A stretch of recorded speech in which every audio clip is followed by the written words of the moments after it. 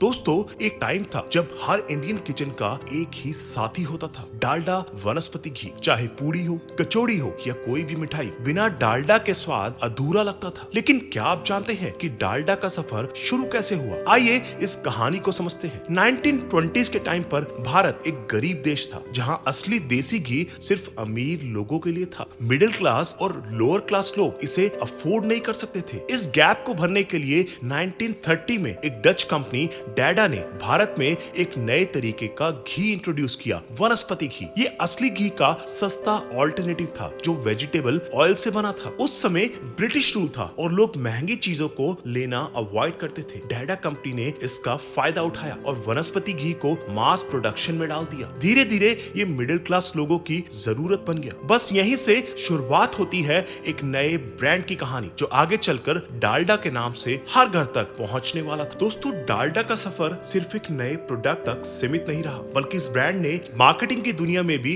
एक नया इतिहास लिखा। जब डालडा मार्केट में लॉन्च हुआ तो लोगों को एक प्रॉब्लम फेस हुई। इसका स्वाद और खुशबू असली घी जैसा नहीं था। इंडियंस जो असली घी की सुगंध के आदी थे, उनको डालडा पसंद नहीं आ रहा था। यहीं पर एंट्री होती है एक मशहूर एडवर्टाइजिंग एजेंसी लिंटेस की। 1939 में भारत का पहला मल्टीमीडिया एड कैंपेन लॉन्च किया गया। सिनेमा घरों में फिल्म शुरू होने से पहले डालडा का एक छोटा सा कमर्शियल दिखाया जाता था। न्यूज़पेपर, मैगजीन्स और पैम्पलेट्स में डालडा की तारीफ की जाती थी। सबसे बड़ा धमाका तब हुआ जब डालडा कुक बुक्स आई। इसमें नई नई रेसिपी शेयर की गई जो डालडा से बनी होती थी। और तो और डालडा की एक गोल्डन वैन यानी ट्रक हर गली और बाजार में दिखने लगी, जो बिल्कुल डालडा के टीन के जैसे दिखती थी। लोग इसे देखकर अट्रैक्ट होते और डालडा की तरफ और झुकने लगे। यही नहीं, मार्केटिंग टीम ने हर जगह स्टॉल्स लगाए जहां लोग डालडा को छू सकते थे, टेस्ट कर सकते थे और असली घी से कंपेयर कर सकते थे। ये ट्रस्ट बिल्डिंग स्ट्रैटेजी एकदम सॉलिड साबित हुई। धीरे धीरे डालडा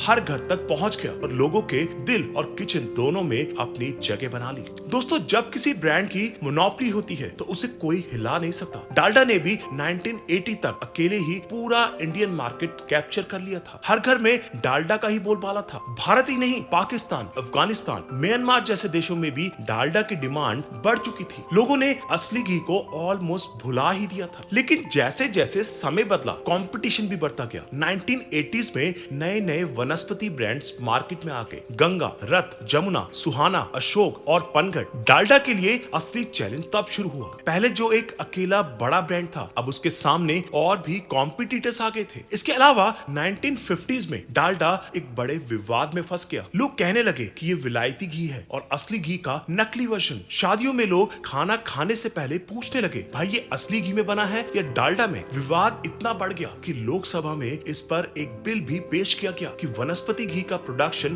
बंद होना चाहिए। लेकिन बिल पास नहीं हुआ क्योंकि दूध की कमी और बेरोजगारी दो बड़े मुद्दे थे। अगर डालडा बंद हो जाता तो 47 फैक्ट्रीज और 300 प्लस लोगों की नौकरी चली जाती। इसलिए विवाद के बावजूद डालडा मार्केट में बना रहा। लेकिन असली मुसीबत तो अभी आनी बाकी थी। दोस्तों, जो डालडा एक टाइम पर हर इंडियन किचन की जान हुआ करता था, 1990s के आते आते उसकी डिमांड गिरने लगी। लेकिन इसका असली कारण सिर्फ कंपटीशन नहीं, बल्कि साइंस और हेल्थ अवेयरनेस थी। 1990s में एक रिसर्च रिपोर्ट आई जिसमें बताया गया कि ट्रांस फैट्स हेल्थ के लिए बहुत ही नुकसान पहुंचा सकते हैं। ट्रांस फैट्स बैड कोलेस्ट्रॉल बढ़ाते हैं, गुड कोलेस्ट्रॉल कम करते हैं और हार्ट डिजीजेस का रिस्क बढ़ जाता है। बात यही नहीं रुकी, ये रिसर्च खुद यूनिलीवर ने फंड की थी। मतलब जो कंपनी डालडा बनाती थी उसने ही इसके हेल्थ रिस्क को साबित कर दिया। जैसे ही ये रिसर्च सामने आई, US food and drug administration ने रूल्स बना दिए कि हर फूड कंपनी को अपने प्रोडक्ट के ट्रांस फैट लेवल्स लेबल पर दिखाने होंगे। बहुत सारे देशों ने वनस्पति घी को बैन भी कर दिया। इसके बाद इंडिया में भी हेल्थ अवेयरनेस बढ़ने लगी और लोग रिफाइंड ऑयल्स की तरफ शिफ्ट होने लगे। लोग समझने लगे कि डालडा एक हेल्दी ऑप्शन नहीं है। लेकिन डालडा को असली झटका तब लगा जब 1990s में एक और अफवाह फैल गई कि इसमें जानवरों की चर्बी मिलाई जाती है। ये सुनते ही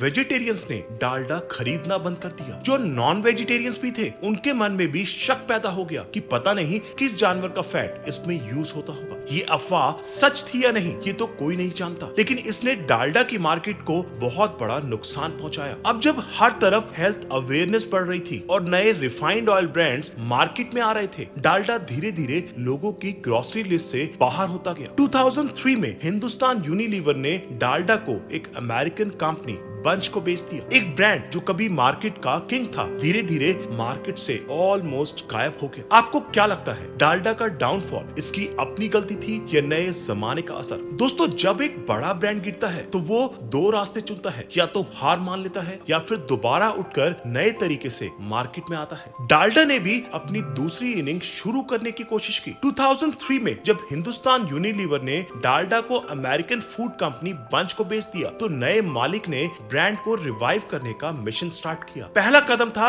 रिफाइंड ऑयल मार्केट्स में एंट्री। 2007 में डालडा ने सिर्फ वनस्पति घी नहीं बल्कि रिफाइंड एडिबल ऑयल्स भी लॉन्च किए। नया टैगलाइन रखा गया, हस्बैंड्स चॉइस, लेकिन ये टैगलाइन उतनी पावरफुल नहीं रही। फिर आई 2013 की रीब्रांडिंग, डब्बा खाली पेट फुल। ये टैगलाइन एक इमोशनल कनेक्ट बनाने के लिए थी। एडवर्टाइजमेंट्स में माँ बच्चों का रिश्ता दिखाया गया, जिसमें कहा गया कि माँ हमेशा सबसे अच्छा और स्वस्थ खाना बनाती है। लेकिन सिर्फ मार्केटिंग से काम नहीं चलता, प्रोडक्ट को भी इम्प्रूव करना पड़ता है। इसलिए डालडा ने अपने वनस्पति घी को पुराने फॉर्मूले से बदल दिया। अब नए डालडा वनस्पति घी में ट्रांस फैट फ्री लिखा जाने लगा। इसके लिए इंटरेस्टिफिकेशन टेक्नोलॉजी का यूज किया गया, जो हमेशा से ज्यादा हेल्दी माना जाता है। लेकिन एक बड़ी दिक्कत अब भी बनी रही। लोगों के दिमाग में डालडा का एक पुराना इमेज बसा हुआ था। बहुत से लोग अब भी इसे अनहेल्दी और जानवर की चर्बी मिला प्रोडक्ट ही समझते हैं। जिन्होंने एक बार डालडा छोड़ दिया, उन्होंने वापस अपनी ग्रोसरी लिस्ट में शामिल नहीं किया। आज डालडा रिफाइंड ऑयल्स की मार्केट में एक अच्छी पोजीशन पर है, लेकिन वनस्पति घी की वापस मार्केट में डिमांड बनेगी या नहीं, ये अभी भी एक बड़ा सवाल है। क्या आपको लगता है कि नए डालडा वनस्पति घी को लोग फिर से अपनाएंगे? दोस्तों, डालडा का एक टाइम पर भारत के हर किचन में राज होता था, लेकिन आज उसकी जगह रिफाइंड ऑयल्स, बटर और देसी घी ले चुके हैं। सवाल ये है, क्या डालडा फिर से अपनी पुरानी शान वापस ला पाएगा? सबसे पहली दिक्कत है ब्रांड परसेप्शन। 90s और 2000s में जो अफवाह फैली थी डालडा में जानवर की चर्बी होती है, उसका असर आज भी दिखाई देता है। भले ही डालडा आज ट्रांस फैट फ्री हो, लेकिन लोगों का भरोसा वापस जीतना बहुत मुश्किल है। दूसरी दिक्कत है हेल्थ अवेयरनेस। आज लोग सिर्फ स्वाद नहीं, हेल्थ को भी ध्यान में रखकर खाना चूज करते हैं। हर डॉक्टर और डाइटिशियन रिफाइंड ऑयल्स या देसी घी को रेकमेंड करता है, वनस्पति घी को नहीं। ऐसे में डालडा अपनी जगह कैसे बनाएगा? तीसरी दिक्कत है कंपटीशन। आज अडानी विल्मर, इमामी, फॉर्च्यून, सनड्रॉप जैसे बड़े ब्रांड्स रिफाइंड ऑयल्स का मार्केट कंट्रोल कर रहे हैं। डालडा ने भी रिफाइंड ऑयल सेगमेंट में एंट्री ली है, लेकिन अब भी ये टॉप प्लेयर्स में नहीं है। लेकिन एक इंटरेस्टिंग चीज ये है कि पाकिस्तान, अफगानिस्तान और म्यांमार जैसे देश आज भी डालडा का इस्तेमाल कर रहे हैं। वहाँ डालडा भारत से ज्यादा डिमांड में है। क्या भारत में भी कभी वापस ये ट्रेंड आएगा? ये तो वक्त ही बता सकता है। दोस्तों, आपके हिसाब से डालडा का फ्यूचर क्या होगा? क्या लोग इसे फिर से एक्सेप्ट करेंगे या ये सिर्फ एक भूली बिसरी यादों का हिस्सा बनकर रह जाएगा? आपको क्या लगता है, डालडा एक दिन फिर से लोगों की पसंद बन सकेगा या फिर ये सिर्फ एक पुरानी याद बनकर रह जाएगा? नीचे कमेंट्स में अपनी राय शेयर करें। अगर आपको वीडियो पसंद आई हो तो लाइक करें और नए ऐसे ही इंटरेस्टिंग टॉपिक्स के लिए चैनल को सब्सक्राइब करना ना भूलें।